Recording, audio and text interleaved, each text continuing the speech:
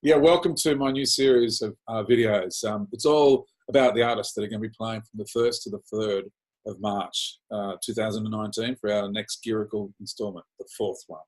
So yeah, the first interview I'm going to do is with Darren Jack. It was a great interview, and I'm sure you'll enjoy it. But got some exciting news to tell you. In the meantime, we've been asked to partner with the Florida Beach Bar at Terrigal, and we're going to do like a mini Girrakool. It's going to be free, which everyone loves a free one. We've got bands like Hussey Hicks coming down from Queensland, along with Mini Marks, Tomcat Playground, Blues Preachers, Darren Jack solo, Ross Ward, who played earlier this year. He's coming up from Sydney to play for us. And we've also got Johnny Devilseed and Old Man Rubes, a local act, great little duo.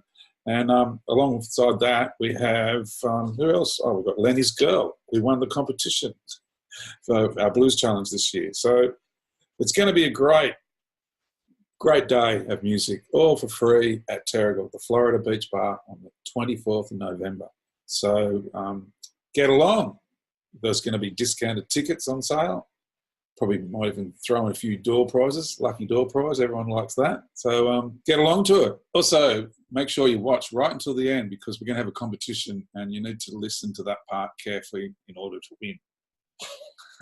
So over to you, Jacko. Here we are. We've got Darren Jack. Darren Jack's going to be playing Girrakool later on next year. And yeah, how you going, Jacko? I'm very well, Bruce. Thank you. Thanks for having me. Oops. Just lost my headphone. Oh, cool. Okay, that's all right. We can keep that in. So yeah, so let's start at the beginning. When did you first start music? How did it happen for you? I started learning the guitar probably when I was still surfing, and I was probably about 15 at the time. And I remember washing my mum's car, and I was just getting guitar lessons, and I heard Robert Cray's Right Next Door Strong Persuader on the radio, on mainstream, probably Triple M, I'd say, back then. And I straight away just heard that sound, that guitar, that everything, and said, that's it. And I got Mum to buy me that album. So that was my very first reason for wanting to discover the blues. Like that's just what I heard and knew that was it.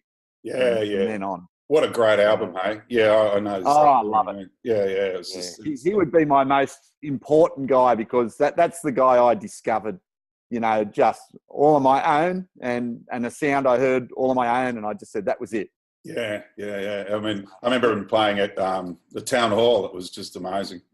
Yes. Yeah, with the Strong Persuader and Bad Influence and all that. Yeah. Great stuff. But unreal.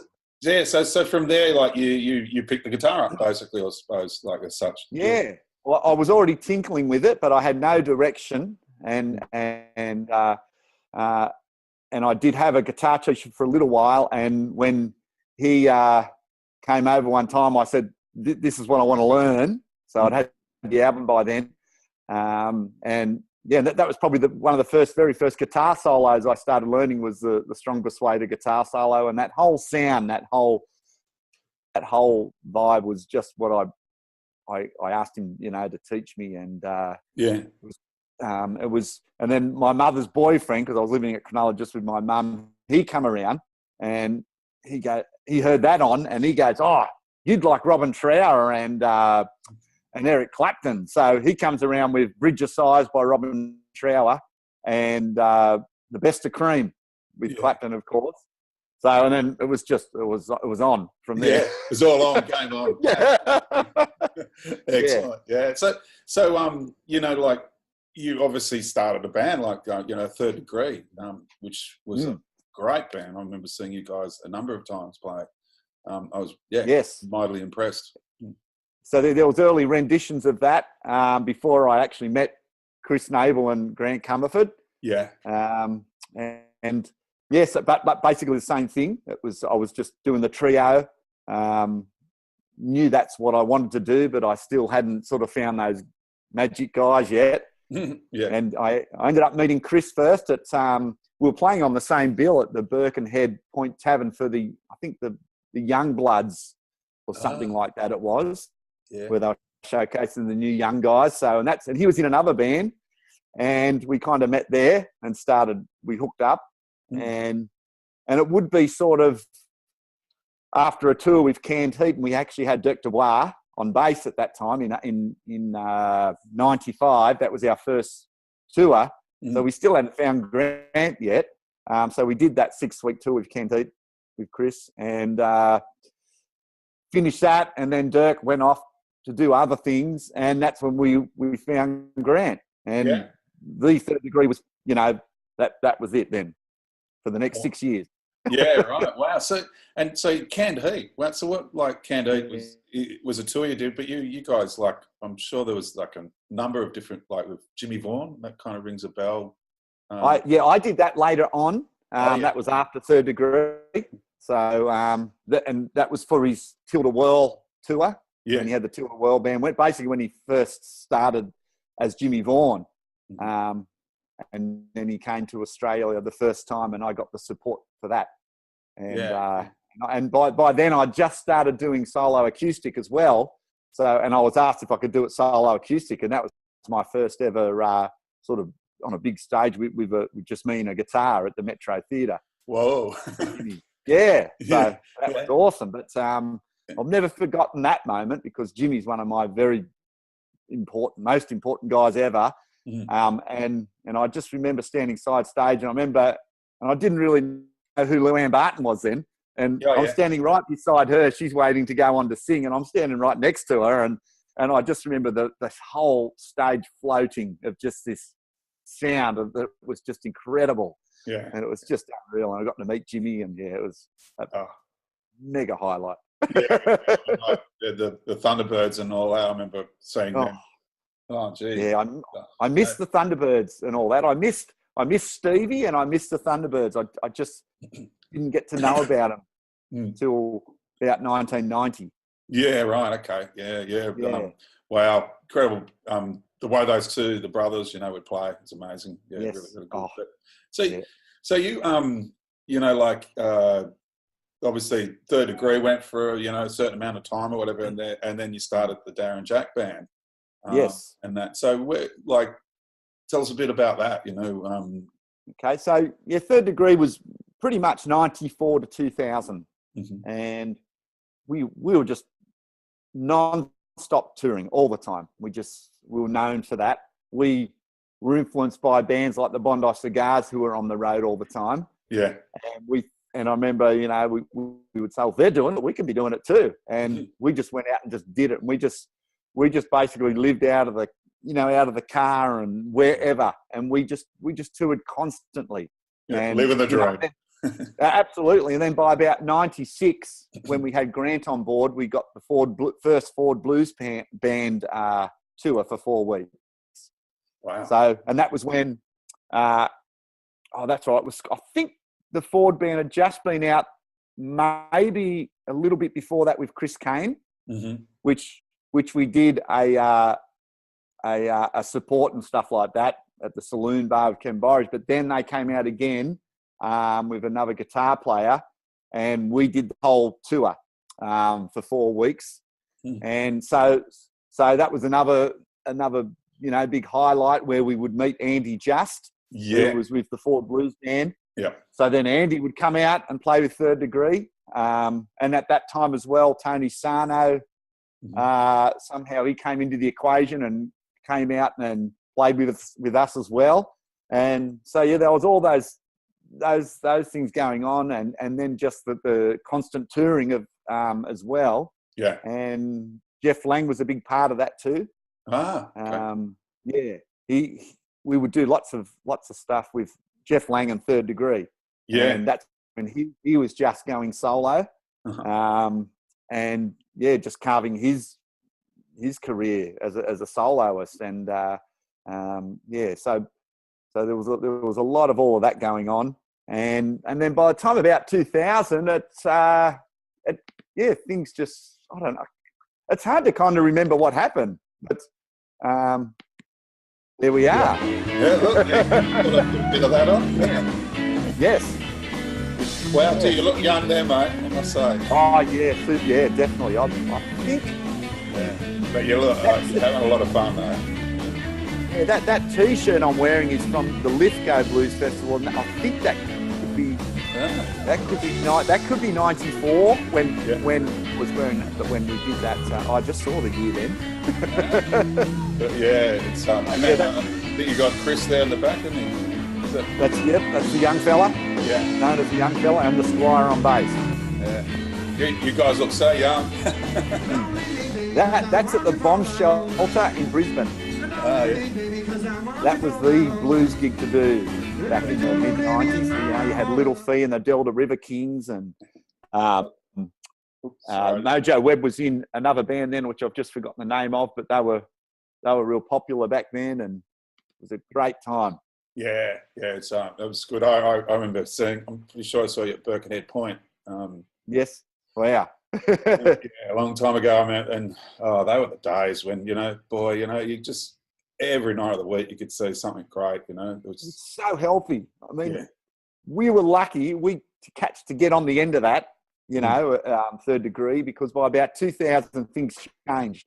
But we were just lucky to ride that wave. When it was there were just gigs everywhere, and Sydney was cranking. Like Sydney was, we had a blues home there, and we had the Harbour View that we played all the time.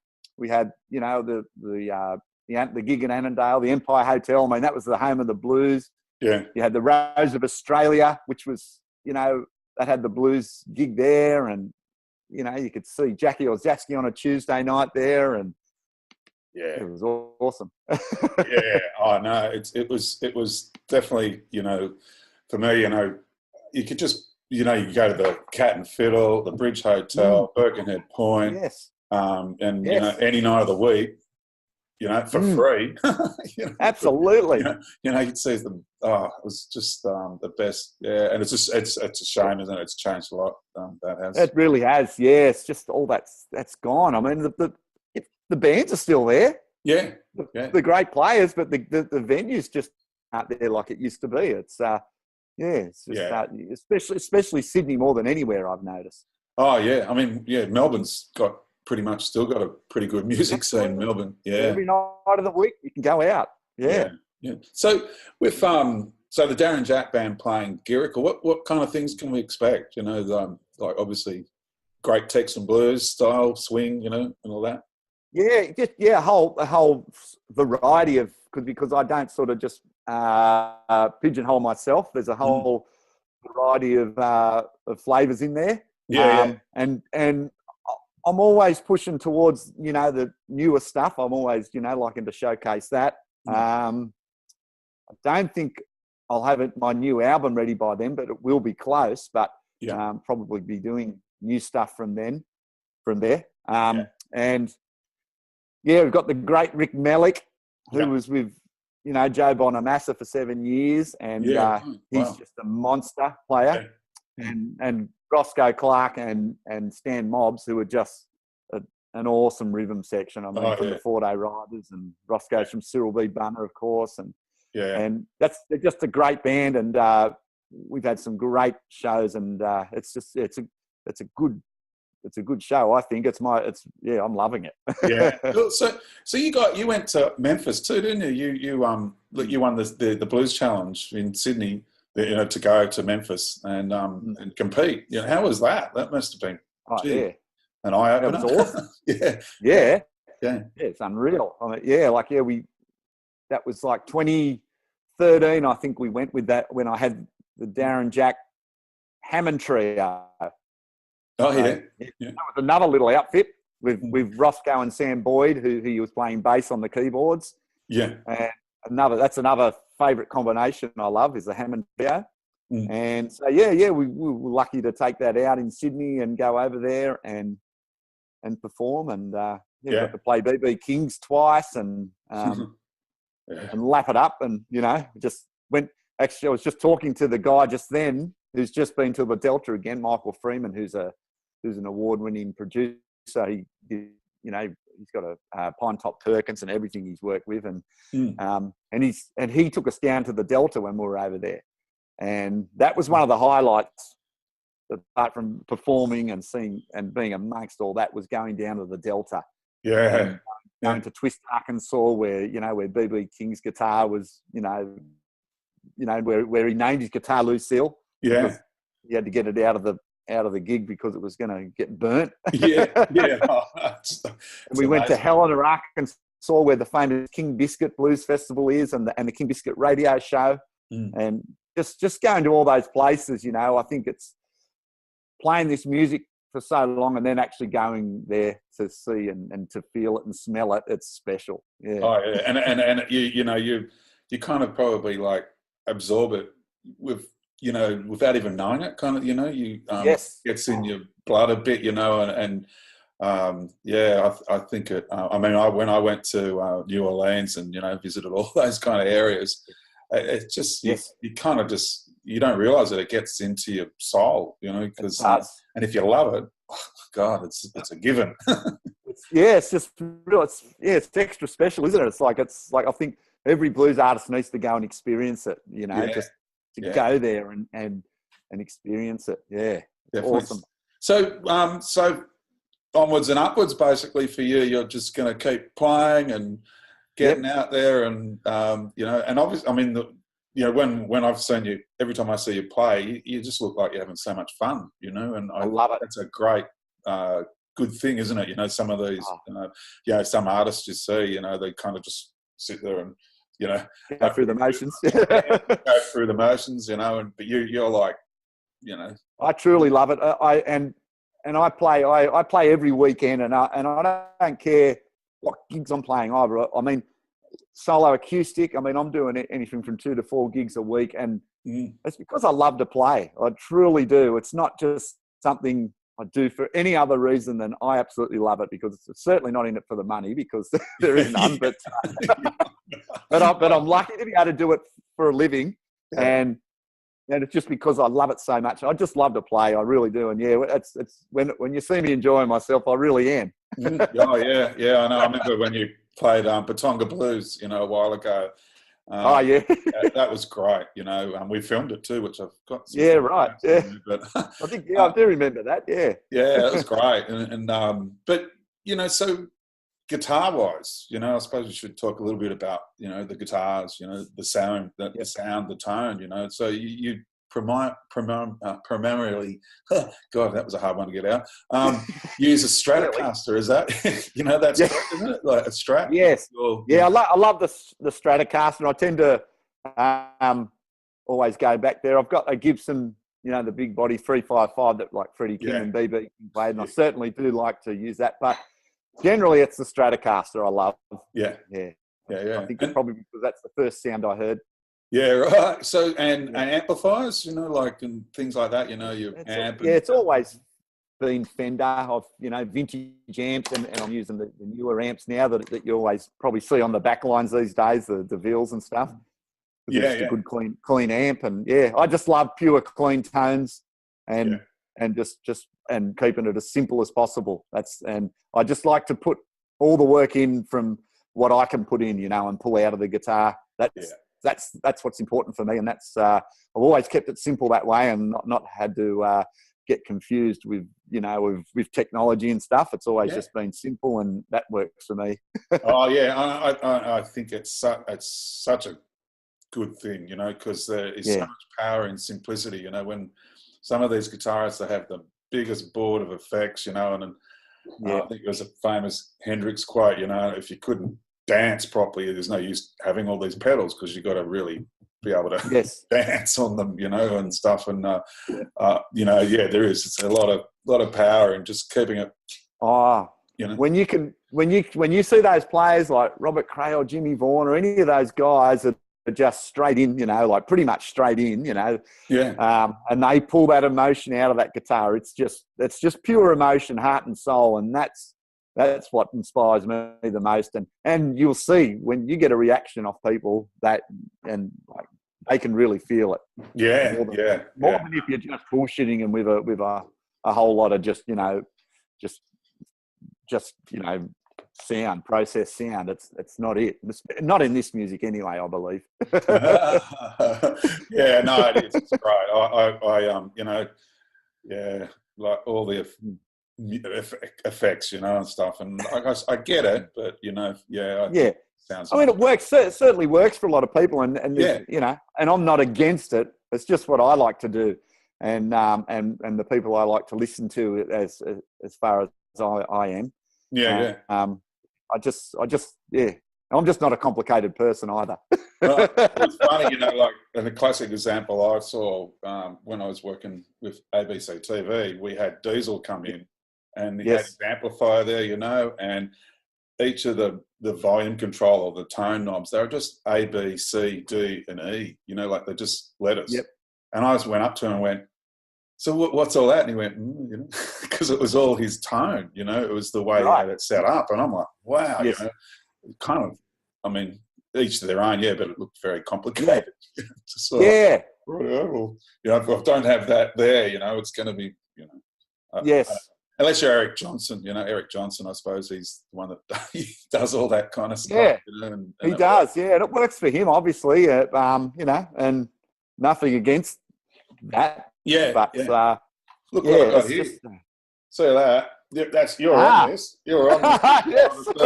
Wow. Yeah, that's one of the first. I have to make sure when we see you to get you a copy of it if you haven't. Oh, right. Well.